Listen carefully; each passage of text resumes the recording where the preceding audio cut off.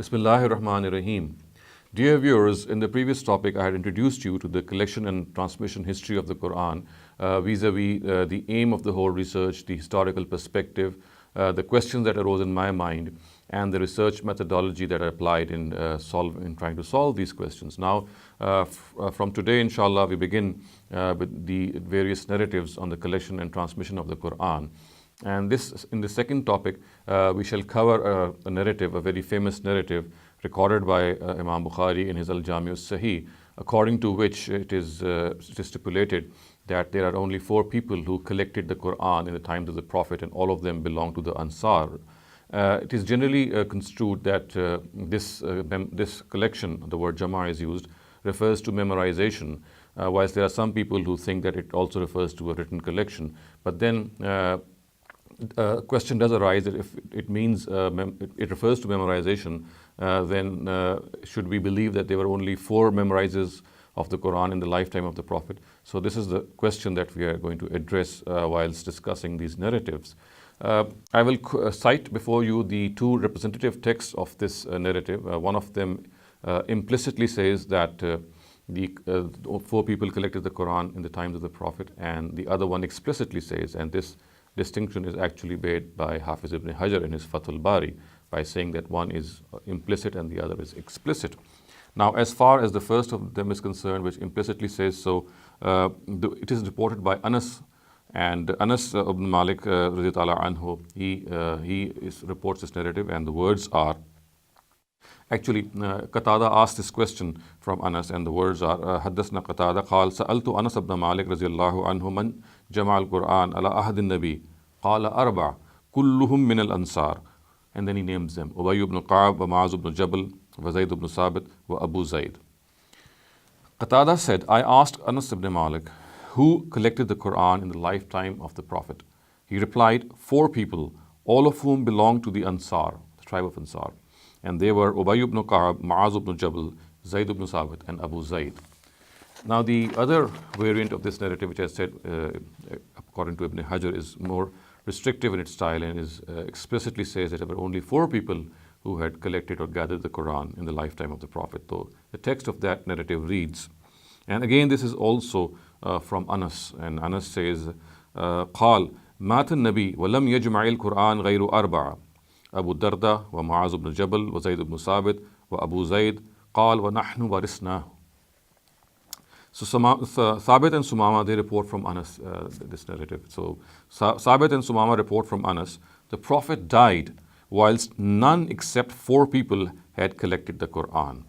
Abu Darda, Mu'az ibn Jabal, Zayd ibn Sabit, and Abu Zayd. And then the narrative ends by slightly different words, which read, وَنَحْنُ وَرِثْنَاهُ, which means that we are his heirs. So this is the narrative generally on the basis of which this question arises, that what does this actually refer to? And the central or the pivotal point of discussion obviously will remain as to what does the word Jama'a means.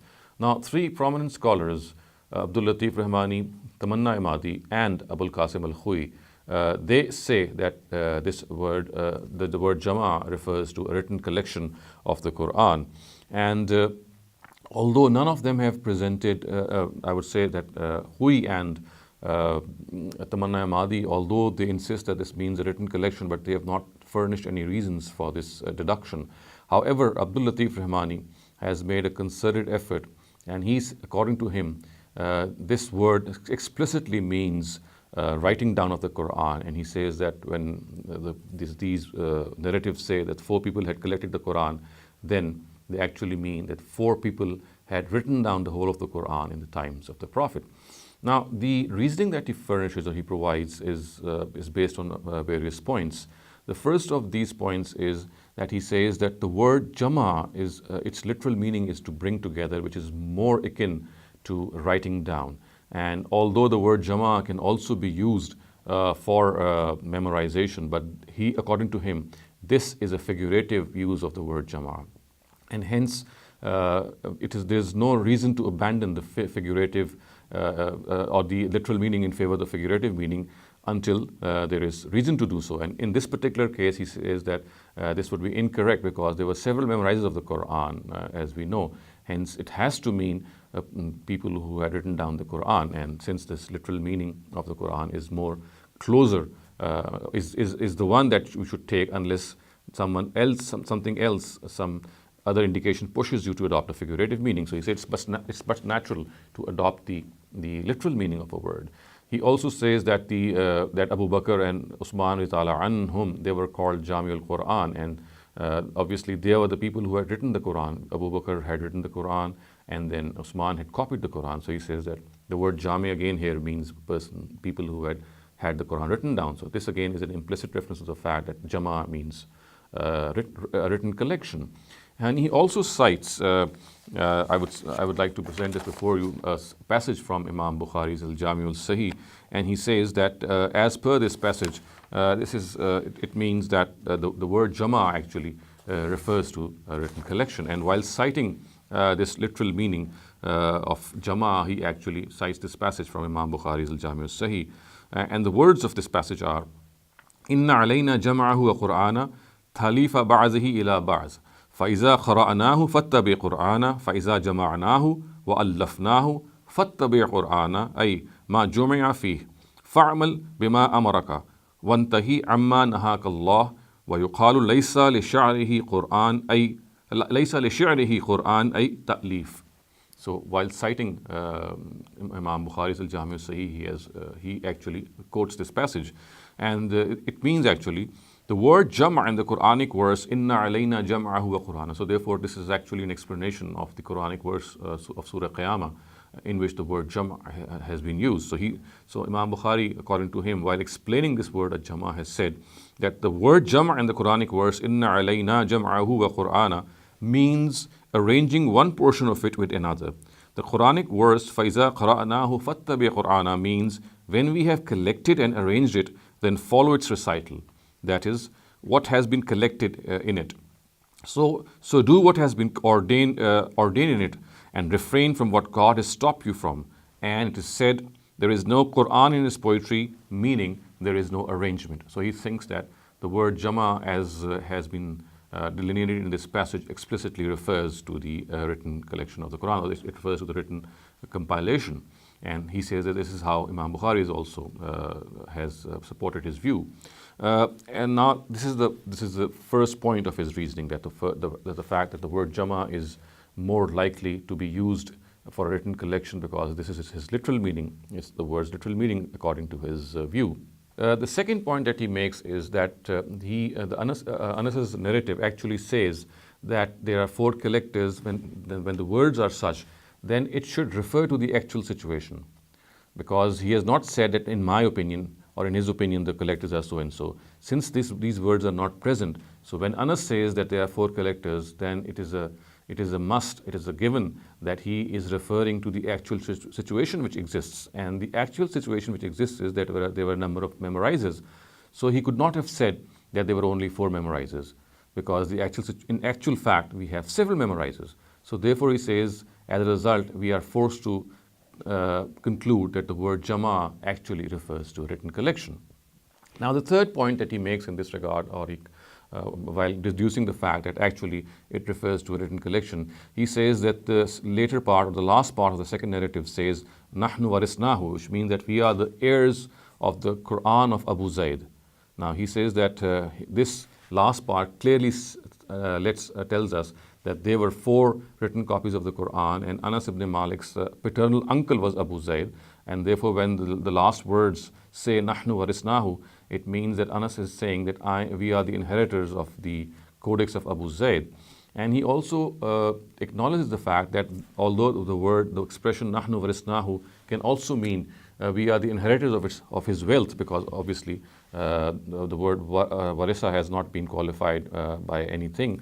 He is deducing the fact. So he says that although we could deduce that wealth is also implied here, or could be implied here, but he says that this is not the correct interpretation, because if we take Nahnu warisnahu to mean that we are also the heirs of his wealth, then this would actually cut off this second part of the narrative with the first part, because the first part is actually discussing the Quran issue. So why should we take it to be, why should we relate the word warisa towards wealth? We have to relate it to the codices. So this is the third point that he makes in this regard. And the fourth and final critique that he does in this regard, which makes him conclude that it is actually written collection which is implied by the word Jama, is that he says that in actual fact there were several collectors of the Quran in Medina, like Ubay ibn Ka'b and Salim and Abdullah ibn Masud and Abdullah ibn Umar al-As. So he says that in the presence of all these memorizers, it is hard to believe that Anas would have actually referred to just 4 memorizers, and he would have not known that these are memorizers. And the fact of the matter is that all these memorizers were very famous. So these are the points of critique which Abdul Latif Rahmani has made, and in fact they could also be called at his basis or his foundational reason on the basis of which he thinks that the word Jama here refers to 4 collectors of the Quran who had written down the Quran. Now, viewers, as far as these views are concerned, I said this is one category of people.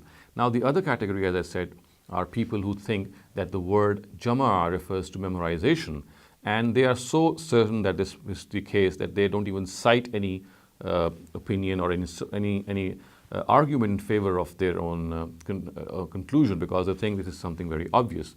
So, of all the other people who relate Jama to mean memorization, they don't even cite anything to support their own view, because to them this is something very obvious.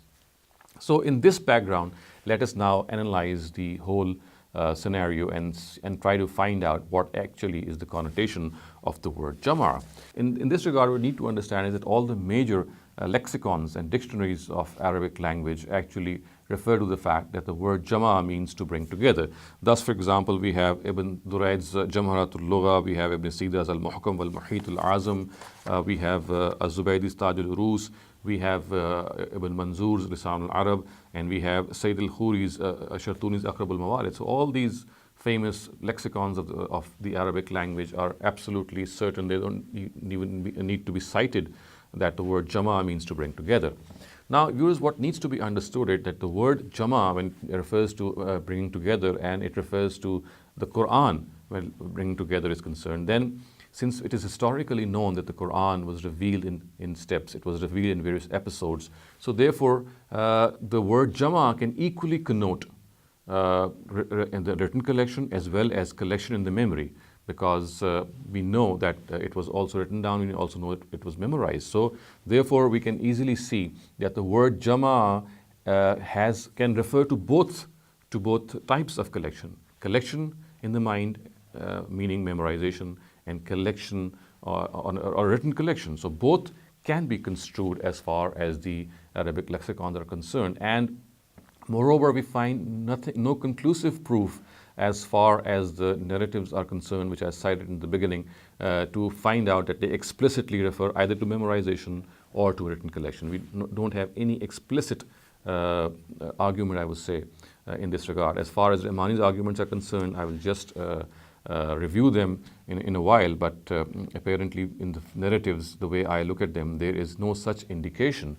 And the fact that the word Jama is used for a written collection and for memorization is so copiously evident in the Arabic language and its usage, that I will just cite before you some examples so that you can see that how the word Jama, when used in a particular context, will refer to memorization, and when used with another context, will refer to a written collection. So thus, for example, I'm now going to cite some examples before you in which the word Jama actually means writing down the Quran in one place. Now, this narrative is cited by Ibn Sa'd in his At-Tabaqat al-Kubra, and he says, "An Muhammad ibn Sirin قال مات أبو بكر ولم يجمع القرآن," which means that Ibn Sirin reports that Abu Bakr died and the Quran had not been collected in one place. So here, automatically, the indication is very clear that lam yajma' al-Quran would mean that the Quran had not been collected in a single volume. Similarly, in the following narrative of the collection of the Quran in the times of the Caliph Abu Bakr radhiyallahu anhu, which we will also subsequently discuss in one of our later talks, the words are, and these words are actually directed at Zayd ibn Sabit, And the words are, he is addressed by Abu Bakr anhu. And the words are, Innaka rajulun shabun aqilun la nattahimuka wa kad kunta taktubul wahya li Rasulullahi sallallahu alayhi wa sallam fatatabba'il Qur'an fajma'hu. You are a wise young man, and we do not suspect you of any bad trait in your character. And you used to write the divine revelation for God's messenger. Therefore, look for the Quran and collect it. So look for the Quran and collect it would obviously tell us that actually the indication is very clear that again here a written collection is being implied. So it is something very, very clear.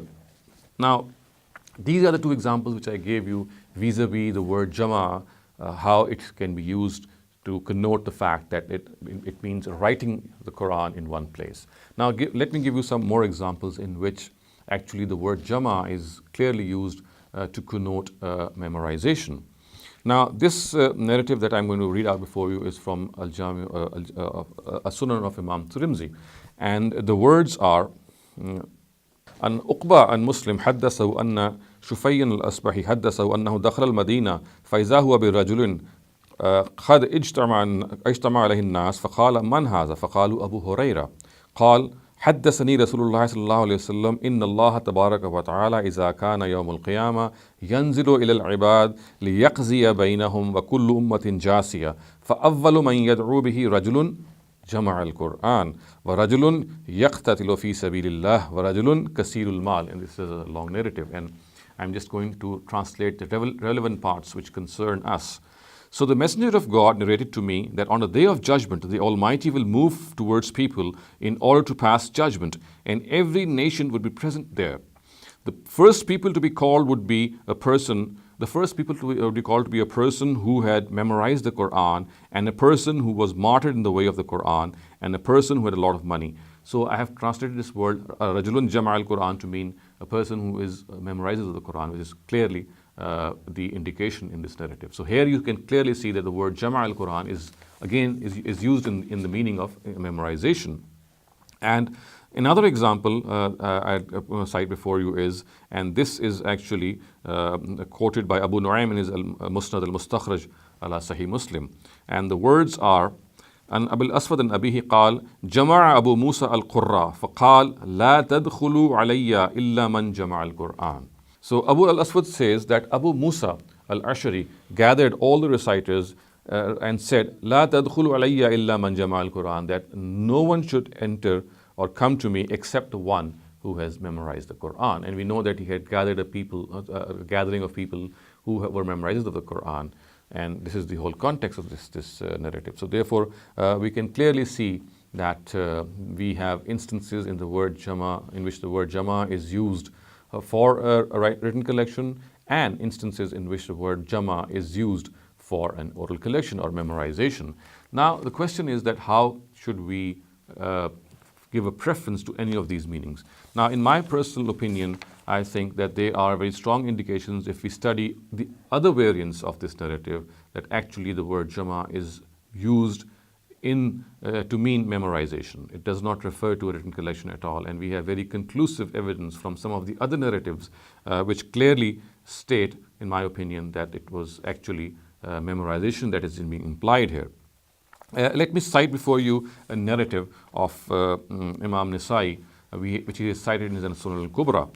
And here you'll find that the word Jama has been replaced by another word, Qara. And in Arabic, in those times, a Qari or a person who read the Quran in this way would automatically mean that he has actually memorized the Quran. So the words are, An Anas qala qara al-Qur'ana ala ahdi Rasulullah sallallahu alaihi wasallam Ubay wa Muaz wa Zayd wa Abu Zayd. So you can clearly see that the same variant now has been replaced in a different form, in which the word Jama has been replaced by Qara. Now, by all stretch of our imagination, by all intents and purposes, the word Qara cannot refer in any way to a written collection. So the word Qara has to refer to something else. And we know, as I'll cite some proof before you as well, that the word Qara, when used such, refers to memorization. So here, if we, for the sake of argument, if we still translate the word that there are four people who read the Quran. Now the word Qara al-Quran, as I shall establish later on, that it automatically refers, when it says Qara al-Quran, or read the Quran, it means memorize the Quran. In those times, this is something very common. Now, another example of this is that it is also cited in the Tabaqat of Ibn Sa'd, and the words here are سمعت قتادة يقول قرأ القرآن على عهد رسول الله صلى الله عليه وسلم أبي بن كعب ومعاذ بن جبل وزيد بن ثابت وأبو زيد. So Qurra ibn Khalid said, I heard Qatada say, in the time of the Prophet, Ubay ibn Ka'b, Mu'az ibn Jabal, Zayd ibn Sabit, and Abu Zayd read the Quran. Again, I'm using the same translation because I have still to establish the fact that the word qara has the meaning of memorization. But all I have established so far is that it cannot be used in the meaning of writing down. Obviously, qara can never be used in the meaning of writing down. For the sake of argument, I'm still translating it to mean what is common usage is to read. So qara means to read. Now, I think the word qara, as I said, is also used to connote memorization, and there are several examples of this in hadith literature. So if I am able to establish those, then I can say that I can replace the translation here of reading the Quran by memorizing the Quran, because as I said, the word qara also means to memorize the Quran. Now, let me quote you some examples which clearly speak out or clearly say that the word qara refers to memorization. Now, I'm going to cite you an example from the Sunan of Abu Dawud, and the words of this are, this has been reported by Sa'ad ibn Ubadah. He says that قال رسول الله صلى الله عليه وسلم ما من امرئ يقرأ القرآن ثم ينساه إلا لقي الله عز وجل يوم القيامة أجزم. Now, this is an absolute clear example of how the word qara is used in the meaning of memorization. Sa'ad ibn Ubadah said that the Prophet said, any person who yaqra al-Quran summa yansa, and then he forgot. So the word yansa automatically tells us that the word yaqra here means memorization, because a person can only forget something what he has in his mind. So the opposite word yansa here has led us to believe that the word yaqra, when used here, means memorization. So a correct translation would be that any person who memorized the Quran and then forgot it will meet the Almighty on the Day of Judgment such that he will be maimed. Whether this narrative, we know that there are some discussions on the text of this narrative and the chain of narration of this narrative vis-a-vis its authenticity, but that is a separate matter. Even if it is not ascribed in a sound manner to the Prophet, the fact is that still the language of this narrative obviously is a representative language of the language of those times. So therefore, when it says yaqra al-Quran summa yansa, it automatically refers to memorization. Now, another proof of the fact is that in some variants of this narrative, which are recorded by Salabi, the words used are ahkamul Quran. Similarly, in another variant by Ibn Sa'd, the word used is akhaz al-Quran. And both these words, viewers, you can clearly see, any person who has a very rudimentary knowledge of Arabic also, that ahkamul Quran cannot refer to a written collection. Obviously, it refers to memorization. Now, we know also that in the times of the Prophet that memorization held a lot of esteem, because people were actually motivated to memorize the Quran, and there were several memorizers as a result. So we had a strong appeal found amongst the Sahaba in which they were induced and inspired to memorize the Quran. And we find no such appeal regarding the written collection, and there are a number of narratives which tell us that how a memorizer of the Quran will be rewarded in the hereafter. Now, we know that, for example, the Prophet has been very gracious when he has underscored how a memorizer of the Quran will be rewarded in the hereafter. I'm just going to quote before you a single narrative. There are several of this category which tell us that there was such a strong appeal to memorize the Quran, and it was a result of this appeal that people were started to memorize the Quran.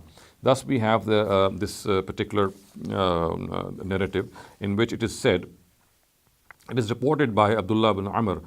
He says that قال رسول الله صلى الله عليه وسلم يقال لصاحب القرآن اقرأ وارتقي ورتل كما كنت ترتل في الدنيا فإن منزلك عند آخر آية تقرأها. Abdullah ibn Amr reports from the Prophet, on the Day of Judgment it shall be said to the memorizer of the Quran, read the Quran and climb a step and read it in measured tones, the way you used to read it in the world. Your destiny in this paradise will be the step you reach when you read the last verse.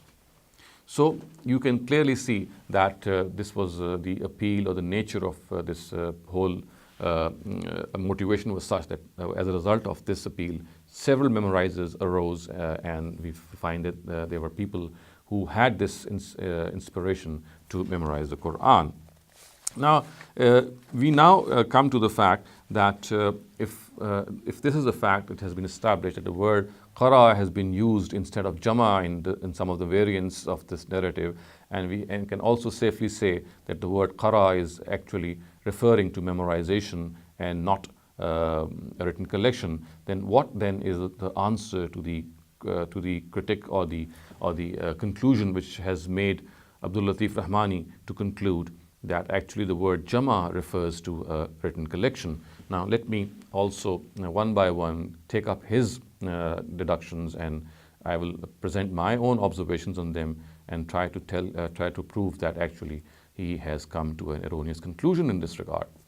Now, if you remember, the first thing that he said was that the word jama literally means to bring together, which is more closer to the meaning of writing down. And in my own submission before you, I have just presented that the word jama equally means writing down and equally means memorization. It is erroneous to say that its literal meaning is to write down, and its figurative meaning is to memorize. No, it has these equal meaning. The equal meaning of the same meaning of the word jama is to bring together. So in my own way, I would say that this is the denotation of the word. So the denotation of the word is that we say that the word jama actually means to bring together. This is the literal meaning. The literal meaning is just this, to bring together. Now, whether that bringing together is on a sheet of paper or in memory, that is the connotation of the word, not the literal meaning. It is not the denotation of the word. The connotation of the word is that bringing together can be on a surface of paper and it can be in our own memory. So therefore, this connotation of the word is the one in what we are discussing. And this can vary in usage. As far as the context is concerned, as far as the usage is concerned, this will vary. So as far as the denotation is concerned, the literal meaning is concerned, it is just to bring together. It's not more than that. Bring together in memory or in writing is something which is an additional component and which is actually the connotation of the word. And as I said, this word has been used in both these connotations in Hadith literature. I have cited examples before you, and I have given preference to the second examples in which it is said that it refers to memorization, because we have seen that the word qara has been used in place of jama, and the word qara, it is very common to use the word qara in the meaning of memorization. So this is my first response to his first criticism. And I would also like to present that he has also erroneously cited the passage of Imam Bukhari because it seems that he has not properly understood what Imam Bukhari has actually said. And let me recite that whole passage before you. He had said, Inna alayna jama'hu wa Qur'ana, while referring to the Quranic verse of Surah Qiyamah. تاليف بعضه إلى بعض فإذا قرأناه فاتبع قرآنا فإذا جمعناه وألفناه فاتبع قرآنا أي ما جمع فيه فاعمل بما أمرك وانتهي عما نهاك الله ويقال ليس لشعره قرآن أي تأليف. Now, while explaining the verse Inna alayna jam'ahu wa Qur'ana, Bukhari says that it means arranging parts of it together. The words are ta'lifa ba'zahi ila ba'z. Now, up till here, a person could have been, there could have been a possibility that Imam Bukhari is actually explaining the meaning of the word jama' till here. And he says, Inna alayna jama'ahu wa Qur'ana, citing the Quranic verse, and then he writes these words, ta'lifa ba'zahi ila ba'z. So, up till here, there could be a possibility that he's either explaining jama' or he's explaining Qur'ana, but according to Abdul Latif Rahmani, he's actually explaining jama'. Now, if we go on, we can clearly see that this is not the case. Imam Bukhari is not explaining the word jama'. He is actually explaining the word Qur'ana. See, what he's saying is, he is actually citing the next part of the verse. He's saying, فَإِذَا قَرَأْنَاهُ فَاتَّبِعْ قُرْآنَ فَإِذَا جَمَعْنَاهُ وَأَلَّفْنَاهُ فَاتَّبِعْ قُرْآنَ. He's actually giving us the meaning of that verse. And he writes that أي ما جمع فيه فعمل بما أمرك وانتهي أما نهاك.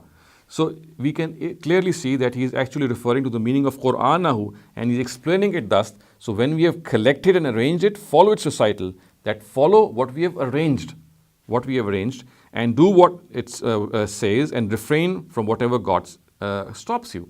And the last part of the excerpt is even more clear.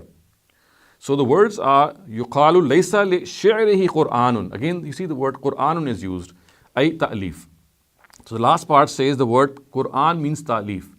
Finally, if the words prior to the excerpt cited are considered, no doubt remains that at all that Al-Bukhari is actually explaining the word Qur'ānahu and not Jama'ahu.